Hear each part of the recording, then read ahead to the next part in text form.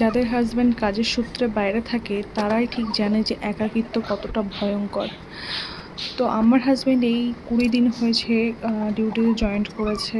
আর আমার কোনো কিছুতেই ভালো লাগে না। 20 দিন হয়ে গেছে, তারপরেও কেন জানি না আমার কিছুই ভালো লাগে না, খুবই মন খারাপ লাগে। কি আর করা যাবে। যাই হোক, হ্যালো এভরিওয়ান, সবাই কেমন আছো? আশা করছি সবাই খুব ভালো আছো, আর আমিও কিন্তু বেশ ভালো আছি। আর আমার চ্যানেলে কিন্তু এই একটাই ছোট্ট একটা মিনি ব্লগ আমি প্রথম শেয়ার করলাম তোমাদের সাথে। তো কেমন হয়েছে আমি জানি না, আশা করছি খুব একটা খারাপ হয়নি আর খুব একটা ভালোও হয়নি। তো দেখো, আমি কিন্তু ঘর বাড়ি সবই গুছিয়ে নিচ্ছি। সকালে উঠে আমার ফার্স্ট কাজ হচ্ছে আমার ঘর বাড়ি গোছানো, মোছা, এই কাজ। আমি রান্না বান্না করি না, আমার মা করে, যেহেতু আমি বাবার বাড়িতে থাকি ওই জন্য আমার মাই করে সব কিছু।